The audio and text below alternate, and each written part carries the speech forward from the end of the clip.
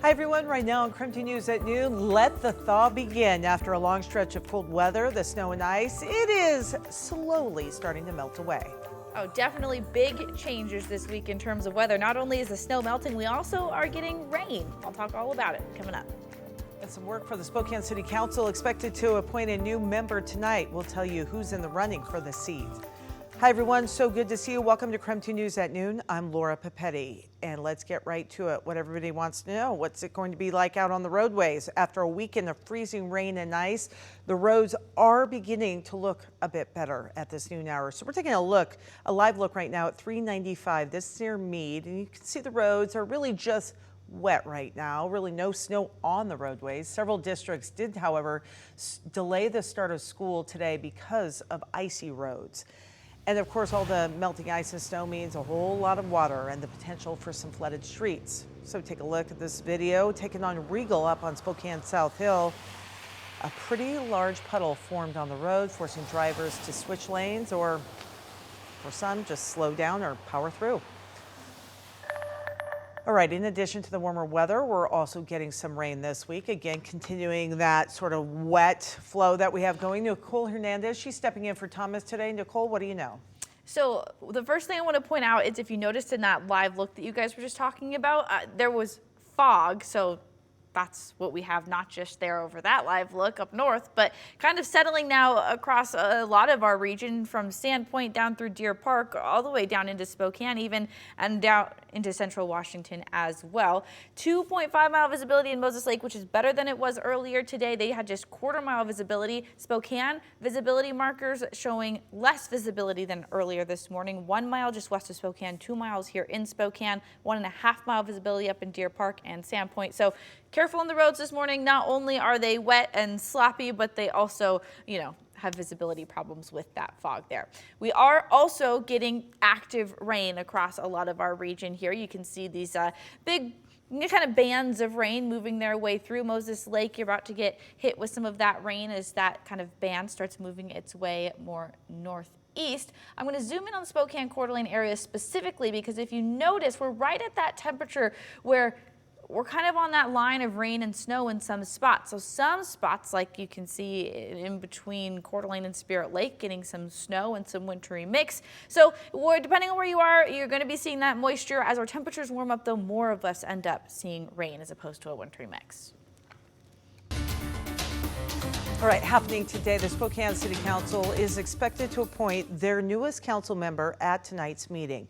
KREM 2's Brandon T. Jones explaining why there's an open seat and who might be filling it. Yeah, well, the seat opened up after City Council President Betsy Wilkerson was elected to her position late last year. This role represents District 2, Position 2, and 17 people applied for the position. Out of those applicants, 5 candidates received an interview for the position by the entire City Council. Here's who they are. We'll go ahead and start with Katie Sheehan. Sheehan has spent the past decade with the Community Building Foundation as its executive director. And then next up is Alex Gibalisco. Gibalisco has served as the city equity director for the city since 2020.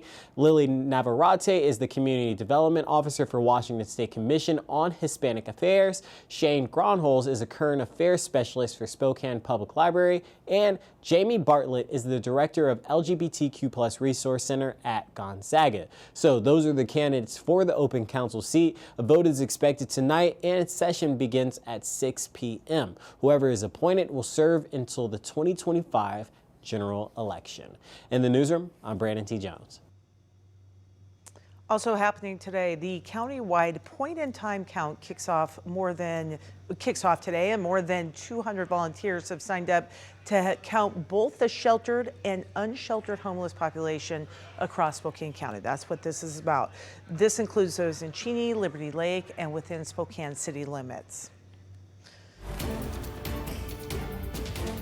The man accused of murdering 4 University of Idaho students will be back in court this week. Court filings show Friday's hearing will discuss Brian Kohberger's motion to reconsider the denial of his request to have the grand jury indictment dismissed.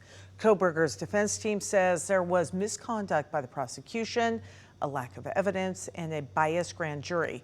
The hearing starts at noon, and the scheduling conference will happen following that situation. With just one day to go before New Hampshire's primary, the race for the Republican presidential nomination is officially down to 2 candidates. Voters will decide between former President Donald Trump and his former UN ambassador, Nikki Haley.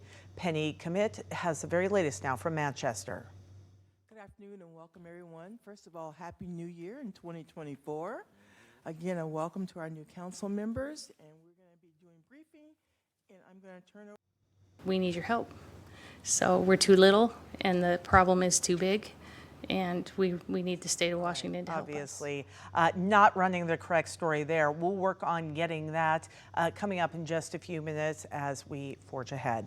President Biden's name is not on the New Hampshire ballot, by the way, because he's following the Democratic Party's decision to make South Carolina its first primary state. However, Biden supporters are mounting a write-in campaign. Okay, 12:06 right now. The FAA is recommending door plug inspections on other Boeing models. This has been more than 2 weeks since a door plug blew out on an Alaska Airlines flight shortly after it took off from Portland. Now the FAA wants Boeing 737-900 ER planes to be inspected because the plane uses the same door plug design as the 737 MAX 9. The Boeing 737-900 ER is used by Alaska, Delta, and a number of overseas airlines. The FAA says all the 737 MAX 9 planes remain grounded as of right now.